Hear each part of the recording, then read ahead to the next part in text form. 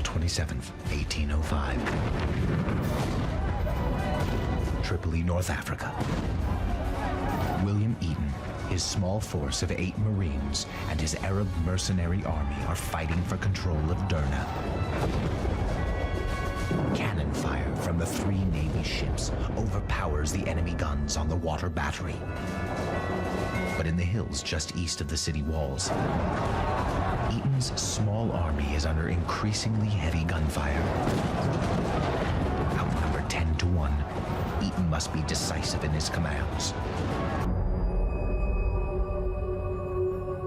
In his journal, Eaton describes the chaos. Our troops were thrown into confusion, and undisciplined as they were, it was impossible to reduce them to order. I perceived a charge our last and only resort.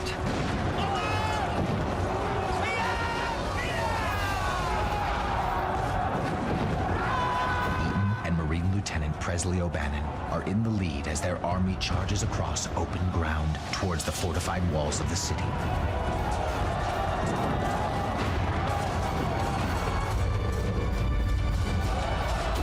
The charge cannot be done without casualties.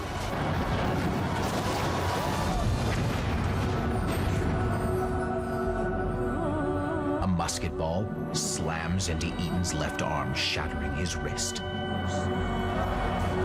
Marine Lieutenant Presley O'Bannon keeps up the charge.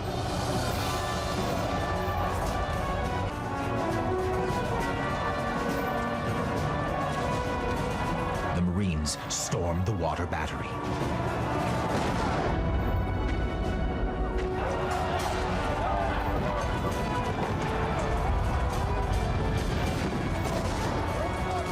With support from the U.S. Navy ships, Eaton and the Marines capture the most heavily fortified section of the city.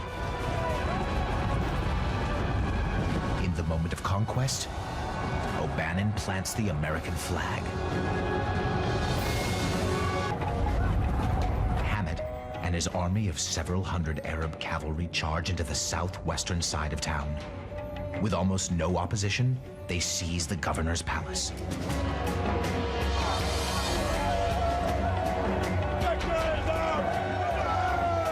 By 4 o'clock, the fight is over. The Americans have conquered Derna. Our first conquest in our war on Tripoli. My brother will be most alarmed when he learns we have... Though Eaton has control of Derna, the loyal subjects he had expected to flock to Hamet are few.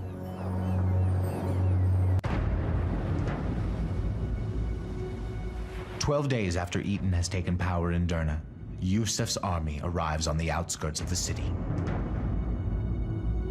For a week, they sit and watch the town, waiting for the right opportunity to attack.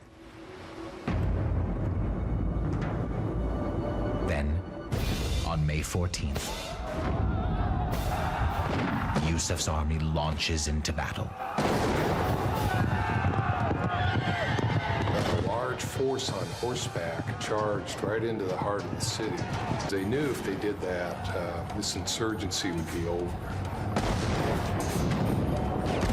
But a barrage of cannon fire from the Navy ships and the water battery quickly beats back the cavalry.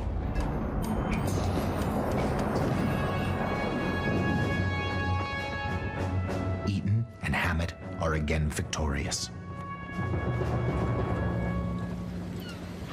June 1st, 1805. Eaton has held power in Derna for 1 month when a letter arrives from Commodore Barron. Eaton anticipates praise for his victories and a promise for money and reinforcements. The letter contains neither.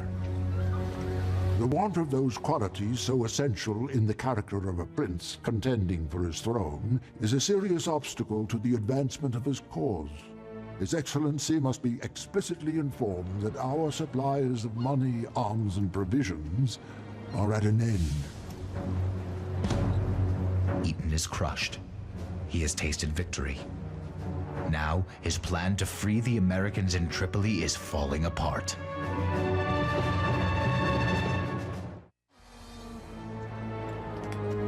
Thank you.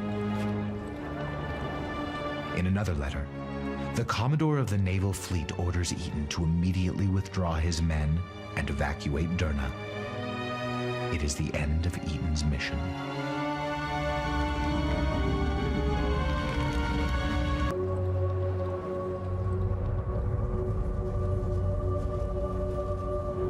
The next morning, Eaton sends for Hamet and U.S. Marine Lieutenant Presley O'Bannon.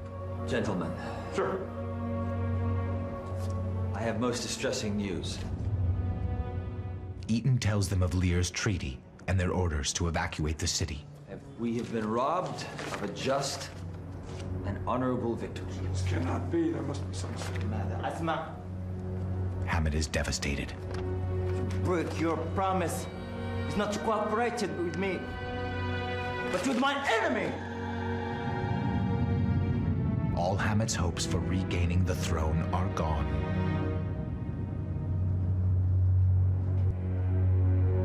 Hamet warns Eaton that no one else must know about the treaty. The mercenary army will seek revenge if they discover they're being abandoned. There was a whole mobilized local population against the occupation of Derna.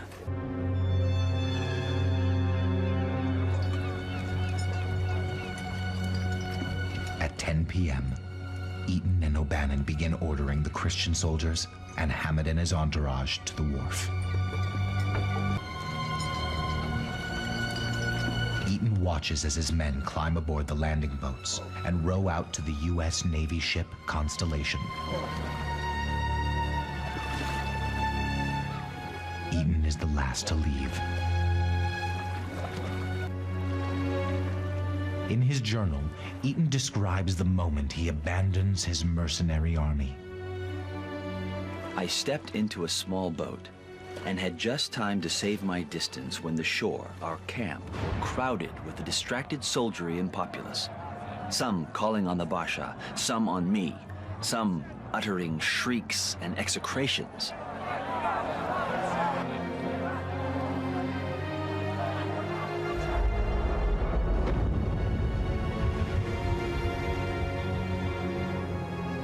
Eaton is deeply disappointed by Lear's treaty. Victory has been snatched from his fingertips. Hamet Karamanli never regains his throne from his brother Yusuf. Years later, Hamet is again exiled to Egypt. Eaton never hears from him again. November 1805. Exactly 1 year since his journey began in Egypt, William Eaton returns to Washington.